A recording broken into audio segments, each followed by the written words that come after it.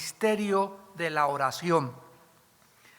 En esta noche vamos a tener como subtítulo Orando a través del Hijo. En Hebreos capítulo 5, versículos del 1 al 10, el Espíritu Santo nos revela la razón por la cual nuestras oraciones son contestadas. Y hemos visto anteriormente en las diferentes conferencias que casi no existe ninguna religión, excepto los budistas, que son ateos. El budismo es una religión atea. Casi todas las demás religiones oran a algo o a alguien. Pero los budistas, como decía el Dalai Lama, yo no creo en Dios, ni en la muerte, ni en el cielo, ni en el infierno, ni en la otra vida. Por eso los budistas no le pueden orar ni rezar a Buda, porque no creen que Buda exista, porque no creen en la existencia después de la muerte. Pero casi todas las demás religiones, ya lo hemos visto, rezan, elevan plegarias, invocaciones, hasta los brujos hacen invocaciones a los espíritus como el Hare Krishna, los chamanes, etcétera, etcétera. Pero en la Biblia se nos revela y se nos enseña que Jesucristo es el único ser, el único profeta, el único Mesías, el único líder espiritual que es capaz de que cuando nosotros oramos tengamos la absoluta seguridad de que nuestras oraciones van a llegar al trono de la gracia, van a ser escuchadas y van a ser contestadas. Pero el mecanismo que existe detrás de todo esto es inmensamente profundo, maravilloso y asombroso. Y de eso se trata cuando nosotros estudiamos la palabra de Dios. El libro de los Hebreos, antes de leer el pasaje que nos corresponde esta noche, fue escrito para los judíos que se habían convertido al cristianismo. Nosotros sabemos que entre el judaísmo y entre el cristianismo existió un periodo que se llama de transición. Y esto existe en cualquier cambio brusco que el ser humano tenga.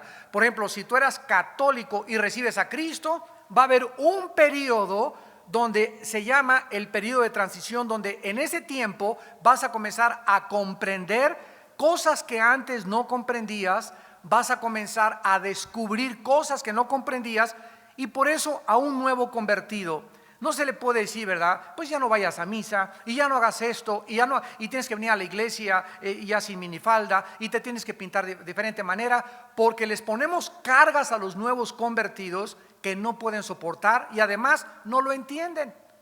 Entonces tenemos que tener paciencia, tenemos que tener misericordia y compasión con las nuevas ovejas.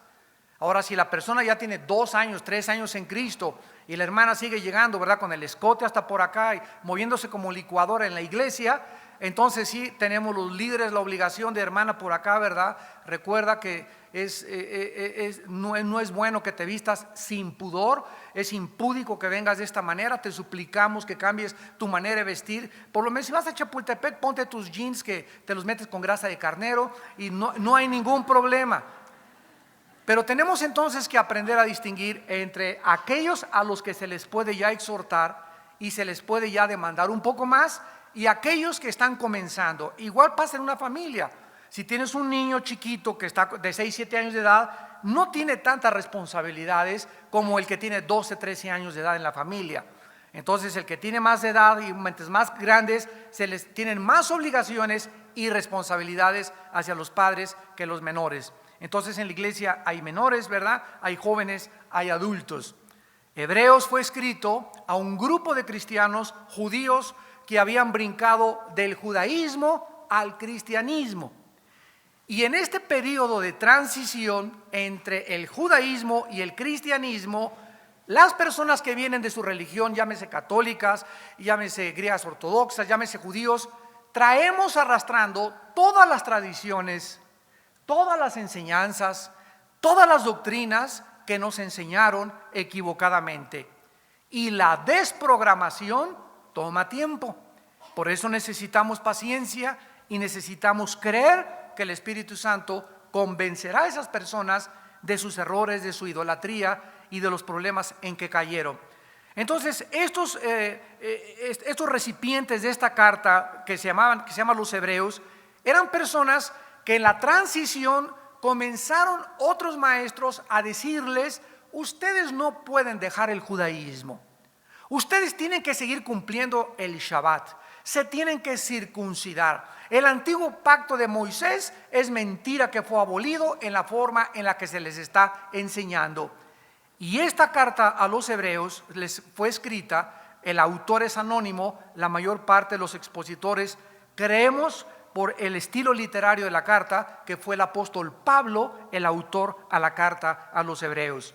Pero el autor tenía un propósito: evitar que los judíos se apartaran de la verdadera fe y simplicidad del evangelio de Jesucristo. Entonces es muy peligroso cuando estamos en la vida cristiana y caemos en manos de, como se llaman, maestros religiosos legalistas, donde comienzan a ponernos cargas demasiado pesadas y todo es afuera y todo tienes que hacer esto, etcétera, etcétera, sin dar el tiempo a que la persona germine la semilla en su corazón, sin que la persona tenga la libertad de él ser iluminado por el Espíritu Santo y sin que la persona pueda sentirse que es libre en Cristo. Tal vez no tiene mucho conocimiento, pero es importante proclamar la libertad con la que Jesucristo nos hizo con su muerte en la cruz del Calvario. La carta a los hebreos pues fue escrita a cristianos que estaban siendo tentados a regresar al judaísmo, y se enfatiza para los llamados así cristianos a que continuaran, porque Jesús es más grande que todos los profetas del Antiguo Testamento. El nuevo pacto de Jesús es más grande y mejor que el antiguo pacto que Dios le dio a Abraham y a Moisés. El sacrificio de Cristo es mejor que todos los sacrificios del Antiguo Testamento. La vida de Cristo es superior a la vida de cualquier sumo sacerdote que haya existido en el Antiguo Testamento. Entonces, Hebreos es una carta que se realza la suficiencia, la excelencia y la superioridad de Cristo sobre los ángeles, sobre Abraham, sobre Moisés, sobre David, sobre los profetas, sobre las ofrendas, las fiestas, los sacrificios, absolutamente todo. Jesús es el cumplimiento total del antiguo pacto. Es importante que nosotros podamos comprender la mente de los judíos a quienes esta carta les fue dirigida, porque imaginémonos a estos creyentes judíos nuevos descubriendo un cristianismo tan simple, sin rituales, sin ceremonias, sin sacrificios, sin celebraciones ya de Shabbats o de fiestas especiales, sin días que tener que guardar, solo la simplicidad del Evangelio de Jesús. Para contrastar todas las glorias del judaísmo, el templo, el sacerdocio, los sacrificios, solo está la persona de Jesús. Y por eso se nos dice también en Colosenses que nosotros estamos completos en Cristo. El que está en Cristo, nueva criatura es. Y tienes todas las bendiciones. Cristo ha cumplido todo lo que se tenía que cumplir en el antiguo pacto. Y en Cristo mi vida está absolutamente segura, anclada. Y yo tengo que tener esta seguridad para poder vivir una vida de paz, propósito y significado. ¿Cuál es el elemento importante que impide a una persona disfrutar todo lo que Dios tiene para nosotros en la persona de Jesucristo? Y solamente hay una sola palabra y se llama incredulidad. Antes de leer Hebreos 5, el 1 al 10, que es nuestro contexto en esta noche, veamos el capítulo anterior que nos va a preparar para entrar al capítulo 5 y veamos qué era lo que el Espíritu Santo puso en la pluma del autor a los hebreos para que los judíos comprendiesen en qué peligro se encontraban. Dice Hebreos 4, versículo 1, temamos, pues no sea que permaneciendo aún la promesa de entrar en su katapausis, en el griego, katapausis, que se tradujo reposo, o cesar de trabajar, permaneciendo la promesa de entrar a ya no hacer obras. Se podría traducir parafraseando o literalmente. Hay una promesa de que el cristiano, cuando entra en Cristo, ya no tiene que estar haciendo absolutamente nada para congraciarse el favor de Dios.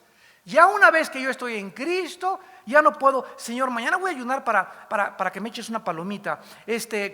Voy a hacer esto para tener tu favor. Me voy a ir a la villa de rodillas para que sanes a mi hijo. Voy a ayunar 25 días, etcétera, etcétera. No hay nada. ¿Qué es nada? Absolutamente nada que podamos hacer más que obedecer.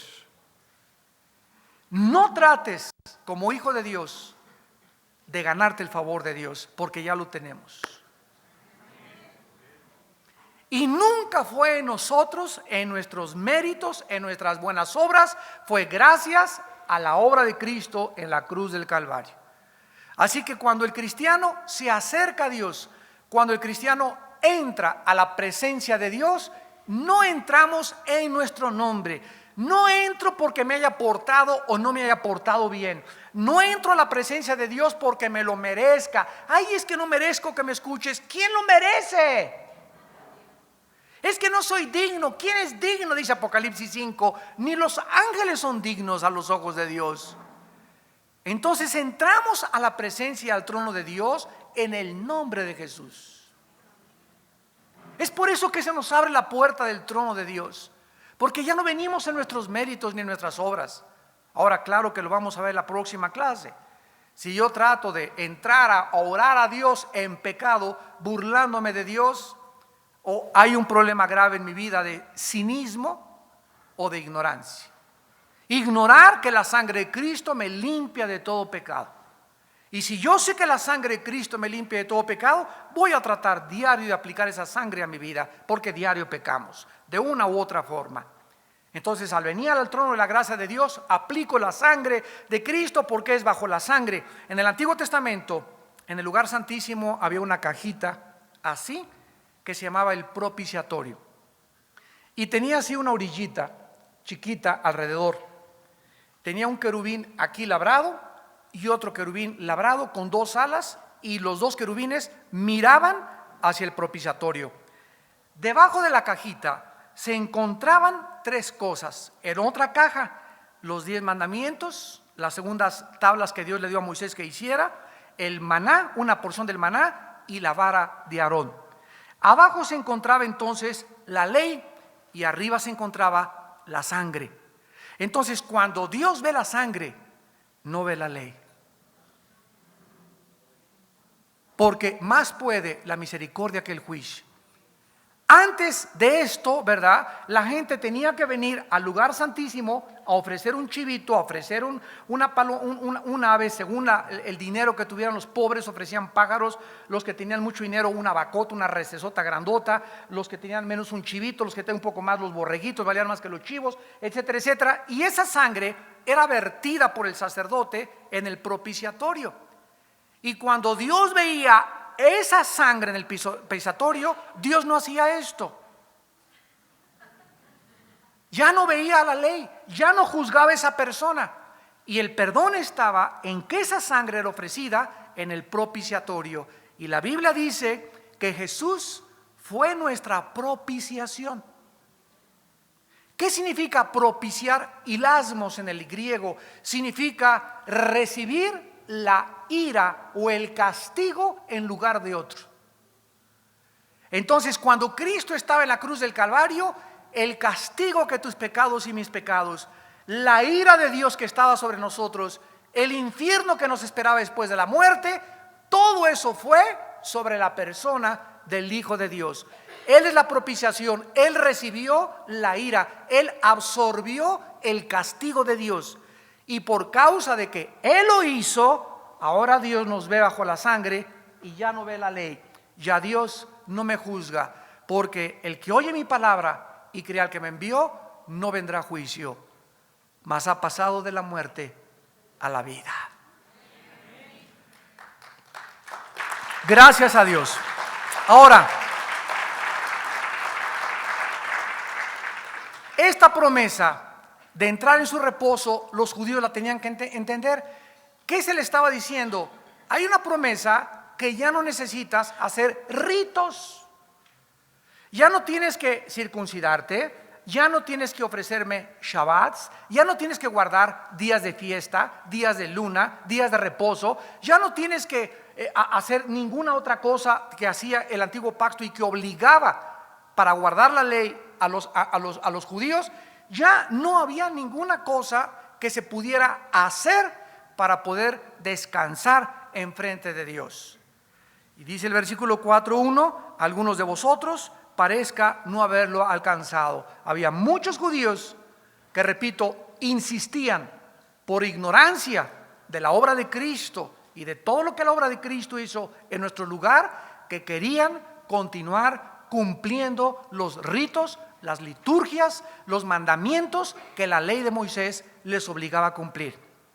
Y dice el versículo 2, porque también a nosotros se nos ha anunciado la buena nueva como a ellos. O sea, aquí está hablando ya de los apóstoles. A los judíos se les anunció la buena nueva, igual, ¿verdad?, que se nos anunció a los que formamos la iglesia. Pero a muchos judíos no les aprovechó el oír la palabra por no ir acompañada de fe en los que lo oyeron. O sea, si nosotros oímos todo esto en esta noche y junto con lo que tú oyes no aplicas la fe, te entra por acá y te sale por allá. ¿Y cuál es el resultado? Van a pasar en tu vida 2 años, 3, 4 años de cristiano y vas a ver que esa persona no ha cambiado en lo absoluto.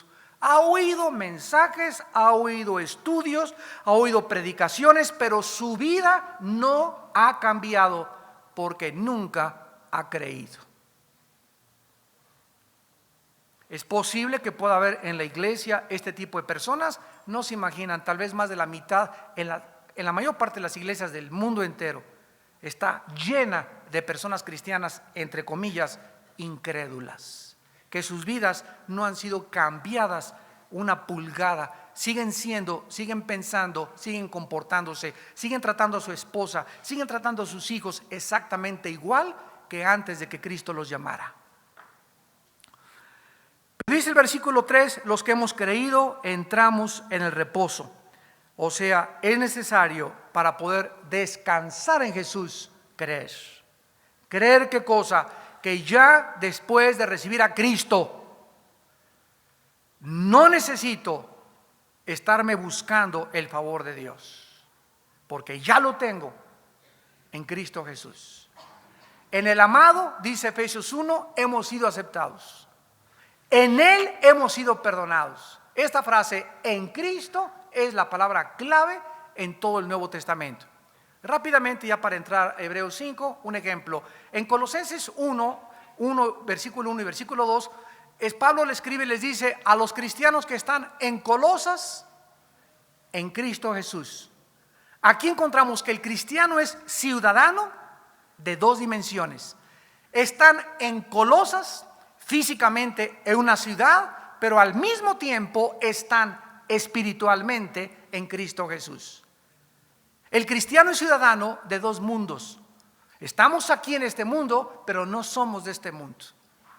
¿Por qué? Porque nuestra ciudadanía está en los cielos. Y el cristiano comienza a descubrir esto, que a pesar de que estamos en un mundo físico, afectamos el mundo invisible, espiritual, hiperdimensional únicamente a través de la oración. Hebreos 5. En Hebreos 5 se nos dan en primer lugar algunas condiciones que se necesitaban para que el Mesías o el que fuera nombrado por Dios el Mesías, el Salvador del mundo, la semilla de Abraham, cumpliera los requisitos para un sumo sacerdote.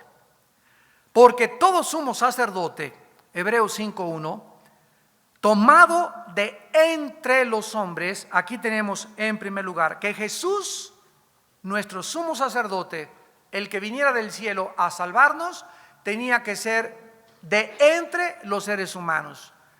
¿Por qué no mandó Dios a Gabriel? O no Juan Gabriel, o al arcángel Miguel. ¿O por qué no bajó un Santa Catarina, verdad? O la Madre Teresa. ¿O por qué no bajó San Juan Apóstol o Juan Bautista o un querubín?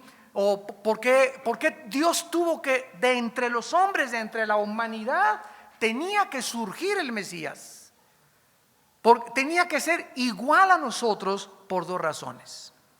La primera, para que pudiera actuar como representante del pueblo de Dios, tenía que ser como uno de nosotros. O sea, si alguien tenía que representar a la humanidad ante Dios, pues tenía que ser un ser humano. Nadie, un ángel, un querubín, un serafín nos pueden representar porque son criaturas que no son seres humanos. Ellos no pecaron como nosotros pecamos. No, ellos pecaron y no hubo perdón para los ángeles que pecaron. Dice 2 de Pedro, pero para nosotros hubo perdón y misericordia gracias a que de entre los seres humanos Dios tuvo que sacar a un ser humano para convertirse en nuestro representante ante Dios, y ese también que fue el representante de Dios ante nosotros. Y en segundo lugar, su humanidad del Mesías o de Jesús significaba que tenía que nacer como un ser humano, como tú y como yo, del vientre de una madre, y tener a los 5 o 6 meses que le cambian los pañales, tenía que tener biberón, no tomaba kriptonita para mantenerse como Superman, tenía que tomar leche, jamoncito, tenía que crecer igualito a nosotros, tenía que caminar igual que nosotros, tenía que comenzar a crecer igual que nosotros, tenía que ir adquiriendo conocimiento y sabiduría igual que nosotros, pero con un índice intelectual y un IQ mucho, mucho más elevado que nosotros, desde luego, pero tenía que ser en todo semejante a nosotros. Dice el versículo de Hebreos 5:1, tomado entre los hombres, constituido a favor de los hombres, en lo que a Dios se refiere, para presentar ofrendas, sacrificios por los pecados, para que se muestre paciente con los ignorantes y extraviados, puesto que Él también está rodeado de debilidad. En segundo lugar, la segunda condición para el Mesías era que el Mesías tenía, igual que nosotros, sufrir para poder comprendernos. Cuando tú estás sufriendo, cuando yo estoy sufriendo, cuando lloramos, cuando tenemos abandono, cuando sufrimos soledad, cuando somos traicionados, cuando somos perseguidos, cuando somos calumniados, cuando somos y llegamos al punto final de ser crucificados, recuerda que no eres el único que atravesaste por eso. Hay alguien que se llama Jesús que te está mirando y te está diciendo, sí se puede, sí se puede, sí se puede, porque yo lo pude. Y yo estoy en ti.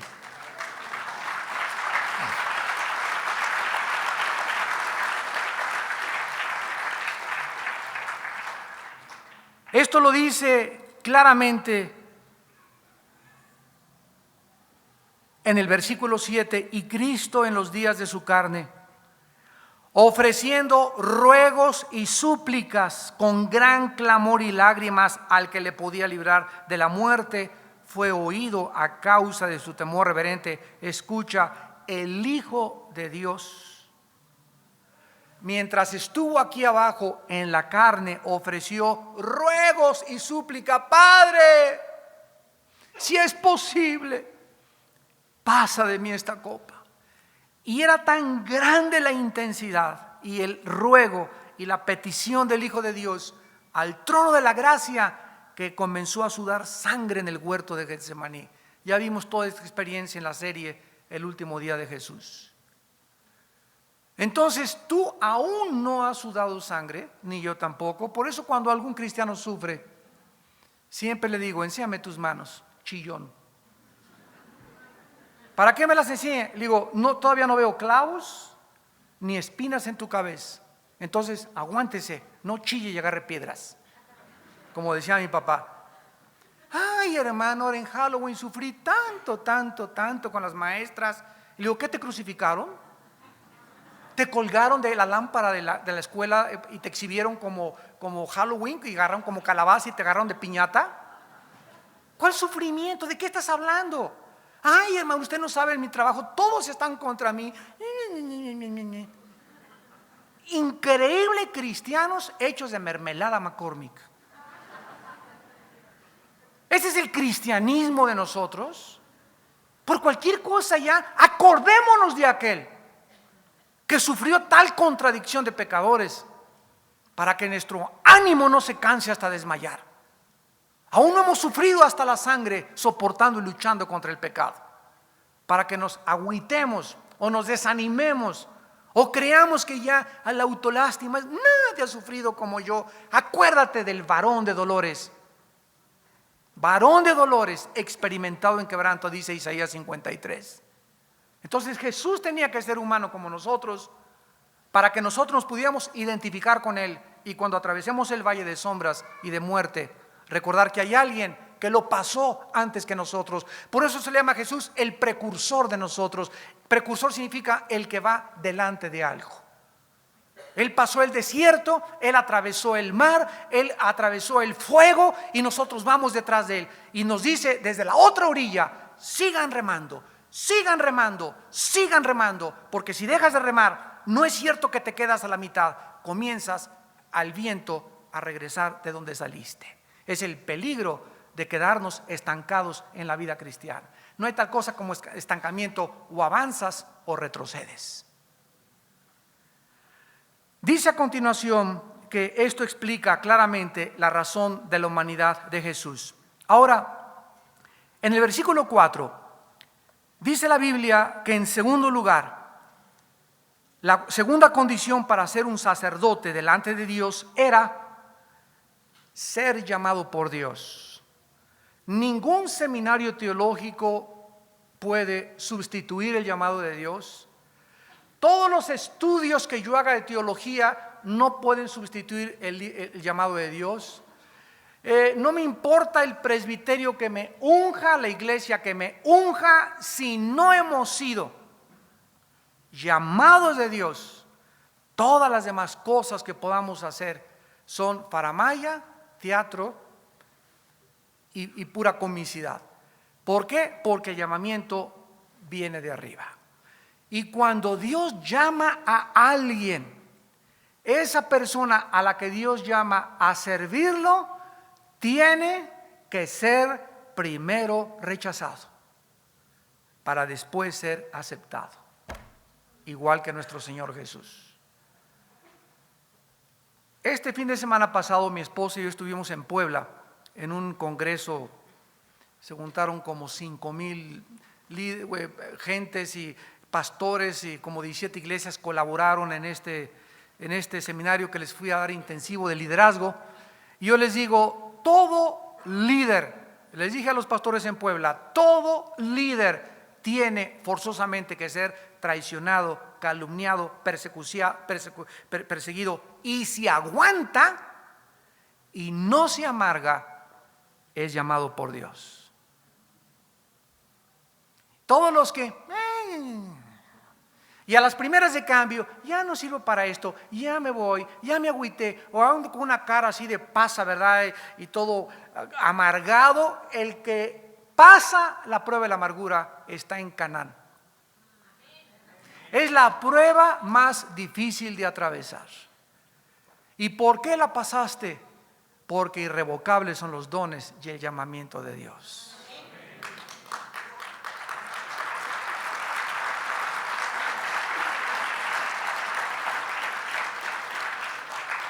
Dice Hebreos 5:4, y nadie toma para sí esta honra, o sea, nadie se puede hacer pastor, nadie se puede hacer predicador por sus propias pistolas, nadie se puede ungir, ni aunque te eches agua bendita, una cubeta de agua bendita, sino el que es llamado por Dios, como lo fue Aarón. Esto es muy importante, porque cuando Dios llamó a Jesús, el llamamiento de Jesús, sígame con cuidado, contradijo el llamamiento de los sacerdotes del Antiguo Testamento. En el Antiguo Testamento, y esto nos va a explicar muchas cosas, en el Antiguo Testamento Dios escogió una familia y una tribu para que a través de ellos viniera el sacerdocio. Pero déjenme ir un poco más atrás. Desde que Dios, ya hemos visto que los propósitos de Dios son eternos, desde que Dios lo llamó a Adán, lo llamó para que su descendencia fuera un grupo de personas que fueran sus sacerdotes, para que pudieran ante las naciones interceder y mostrar el carácter y la naturaleza divina. Adán falló, entonces Dios llamó a un hombre llamado Abraham para formar una nación y le dijo a Israel: ustedes me serán un reino de sacerdotes. Se los dijo a todos, niños, jóvenes y adultos, me serán un reino de sacerdotes. Pero como fallaron como nación, tuvo Dios que escoger de entre la nación a un pequeño grupo, una familia y una tribu, a la familia de Aarón y la tribu de Judá. Entonces, a la tribu de Leví. Entonces Dios tenía que escoger solo a los nietos, tataranietos, bisnietos de Aarón, eran los sacerdotes.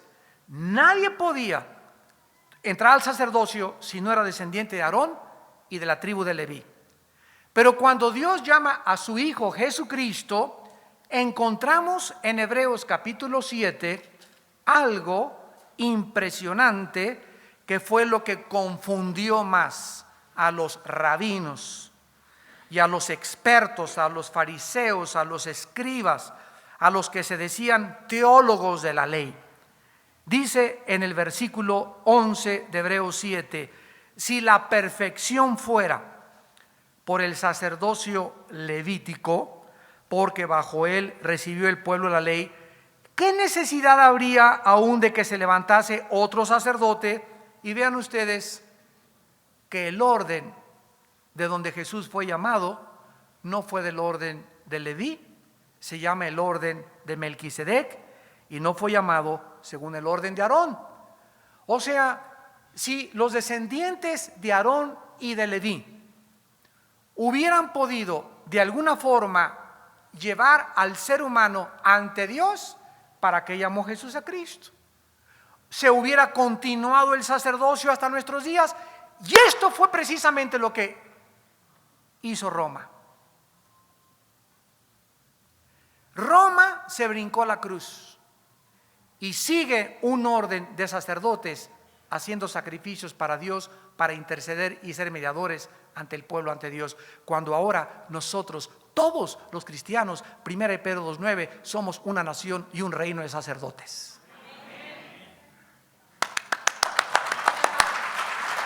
Gloria a Dios, gloria a Dios. Estas verdades son las que nos hacen que las velas se nos caen.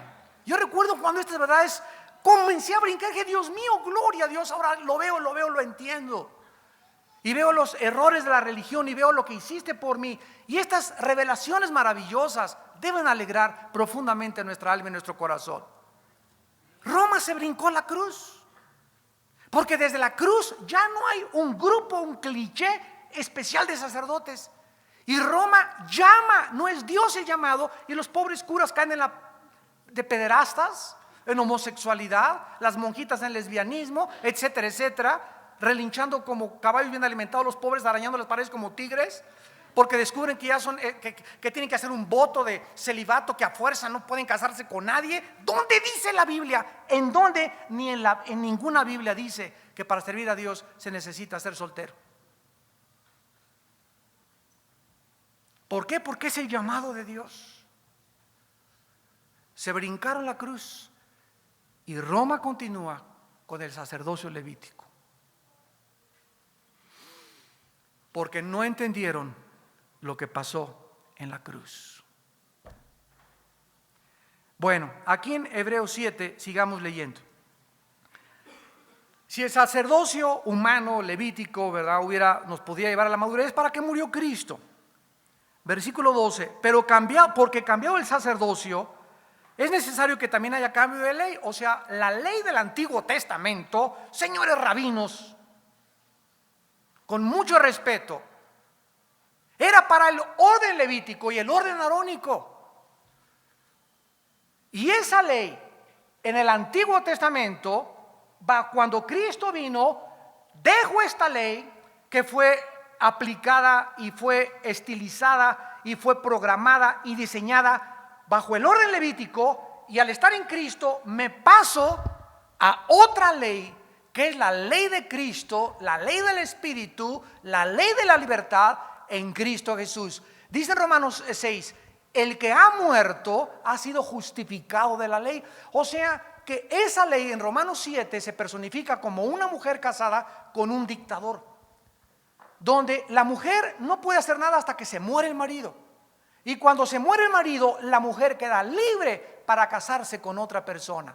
Nosotros estábamos casados a esa ley, y al morir en Cristo en la cruz del Calvario, y al ser enterrados con Cristo y al resucitar con Cristo, hemos sido hechos libres de esa ley que me obligaba: guarda el Shabbat, pórtate bien, cumple las fiestas, circuncídate, haz ritos, haz sacrificios, miércoles de ceniza, vete a la villa, haz sacrificios, viernes primeros, bla, bla, bla, bla, bla, bla, liturgias, cumplimientos, sacrificios y religiosidad.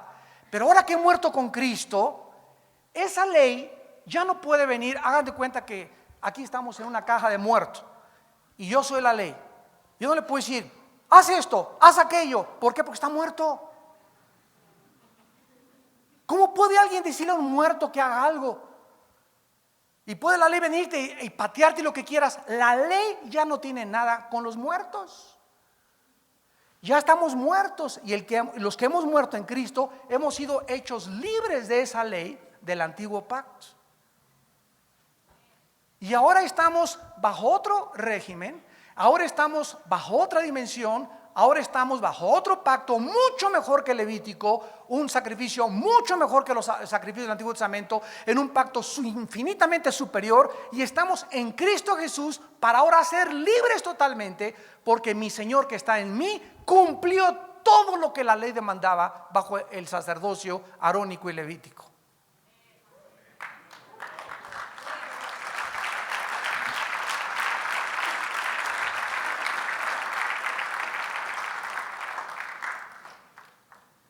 Vamos a entender Melquisedec. La palabra Melquisedec significa rey de justicia.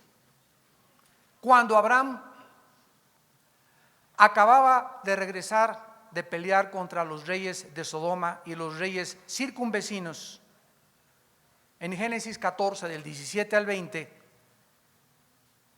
de repente se le aparece un hombre y le dice a Abraham que es Melquisedec, rey de Salem. La palabra Jerusalén más tarde se unió a otro prefijo que es Yehu Shalom. Salem es Shalom. Shalom es la palabra más exquisita, más profunda, más preciosa, más maravillosa de todo el hebreo. Shalom. Porque significa paz, prosperidad, bienestar, dirección, seguridad, estabilidad. Abarca todo aquello que Dios tiene para nuestra vida. Es la vida abundante que Cristo nos vino a dar. Mi paz les dejo, mi shalom. O sea, en Cristo estamos completos y en Él tenemos todo lo que anhelamos y todo lo que necesitaremos en nuestra vida. El rey de Salem se le aparece a Abraham, y Abraham no sabía de los diezmos. En tiempos de Abraham no había sacerdocio. Acuérdense que todo vino después en el monte Sinaí, bajo la ley mosaica.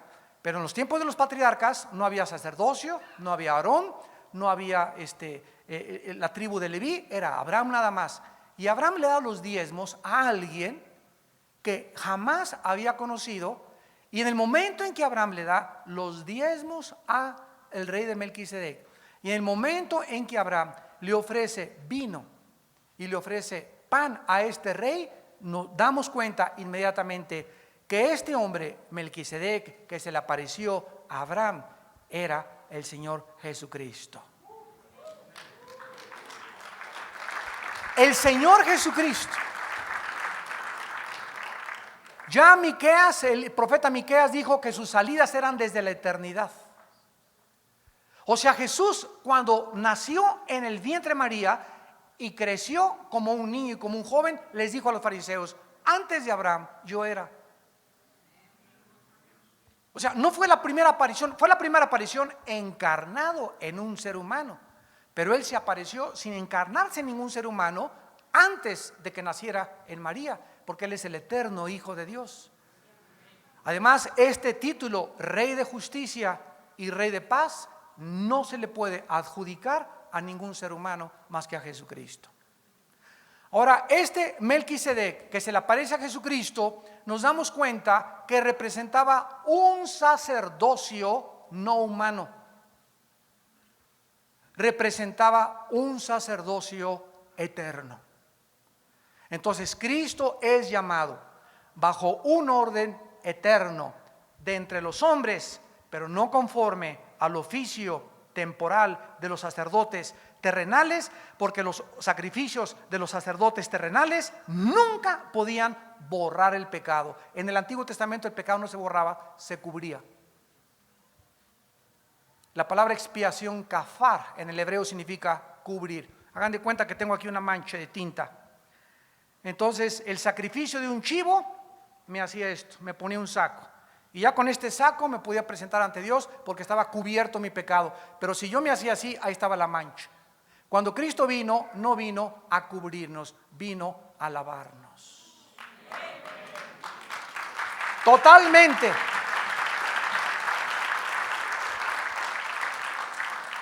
Entonces, si Cristo iba a venir de otro orden sacerdotal, no podía venir ni de Aarón ni de Leví. Versículo 13 y 14 de Hebreos 7.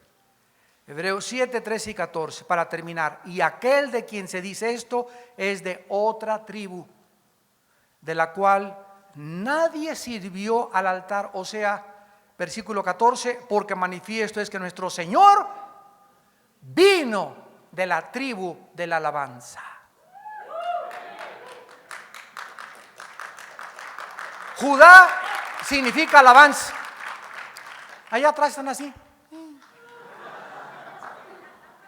Despierten, alégrense, hermanos, gócense con el Señor. Vino de la tribu de la alabanza, de la cual nada habló Moisés tocante a la sacerdocia. Nunca se mencionó que nadie vendría de Judá.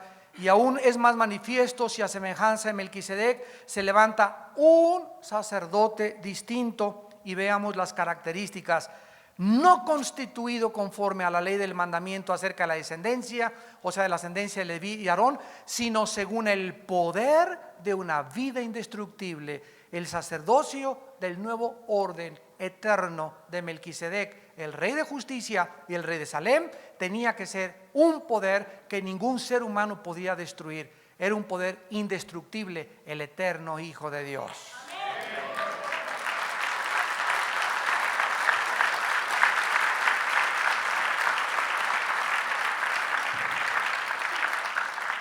Y para terminar, el versículo 23 en adelante de Hebreos 7 explica: y los otros sacerdotes, ¿verdad?, los de Leví y de Aarón, llegaron a ser muchos, debido a que por la muerte, ¿verdad?, ellos eran destructibles, eran humanos, no podían continuar. Mas este, por cuanto permanece para siempre, tiene un sacerdocio inmutable. O sea, el sacerdocio de Cristo no está sujeto a cambios. Inmutable significa imposible de cambiar.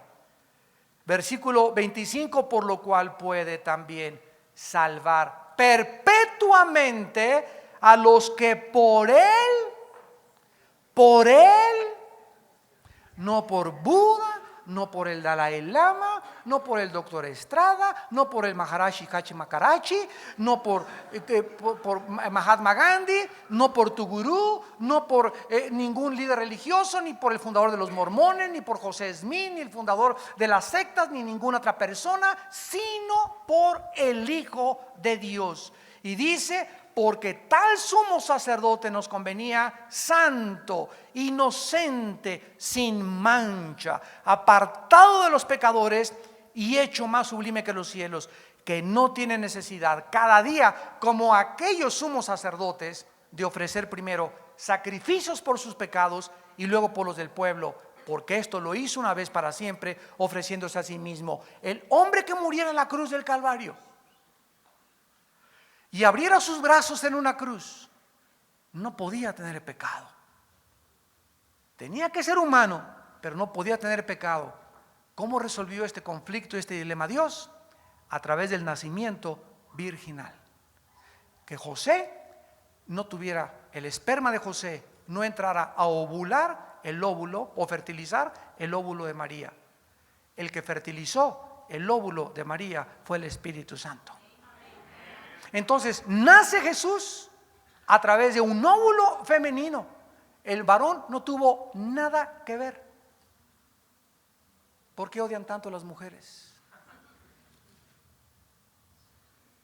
El Mesías vino por una mujer, sin que Pancho Pantera interviniera.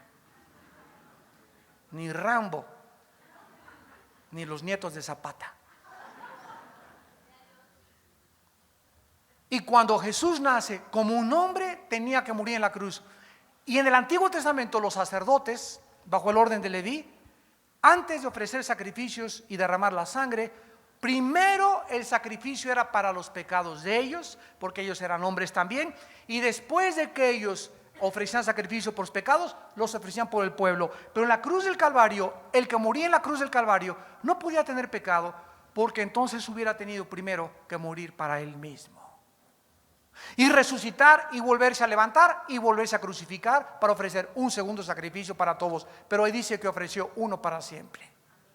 ¿Cómo fue posible esto? Porque era sin pecado, inocente, sin mancha, hecho más sublime que los cielos. Gloria a Dios.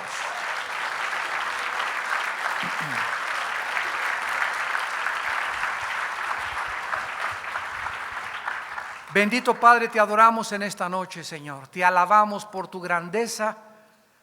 ¿Qué no has oído y no has sabido que el Dios eterno es Jehová, que creó los confines de la tierra y que su entendimiento no hay quien lo alcance? Él quita a los presidentes y pone a los presidentes. Él quita a los reyes y Él pone a los reyes. Él conoce lo que está escondido y lo que está en la luz. Él es el que da la sabiduría y el conocimiento. A Él es a quien en esta noche le damos toda la gloria y toda la honra. Padre, gracias por abrir nuestro entendimiento y hacernos comprender a través de la verdad lo que tú hiciste en nuestro lugar en la cruz y todo el simbolismo reflejado en los sacrificios, las ofrendas, el templo y el sacerdocio. Todo era un retrato de Jesús. Mas venido Jesús, ya no hay necesidad de ninguna de las cosas que ordenaste a Israel bajo el sacerdocio arónico y levítico, porque ahora Jesús nos trae un nuevo sacerdocio, un nuevo orden, donde los que le reciben entran a la eternidad, reciben la vida eterna. Hecho semejante a nosotros, Jesús logró con su sangre lo que ningún sacerdote bajo el antiguo pacto pudo lograr. Te adoramos, Jesús, porque en este momento nos estás escuchando y estás viviendo sentado en el trono de tu Padre para interceder por nosotros, para recordarnos que todo lo que atravesemos en esta vida, tú lo viviste antes que nosotros. Y para recordarnos que si tú triunfaste en la muerte y resucitaste a los 3 días, no tengamos miedo de morir. Lo peor que nos podría suceder es morir, y para nosotros morir es ganancia. Gracias, Padre, porque somos más que vencedores por medio de Cristo, por lo cual ni los ángeles, ni los demonios, ni el infierno, ni la muerte, ni la pobreza, ni la desnudez, ni la persecución nos podrán separar del amor de Dios que es en Cristo Jesús, Señor nuestro, en quien oramos y te damos las gracias. Amén.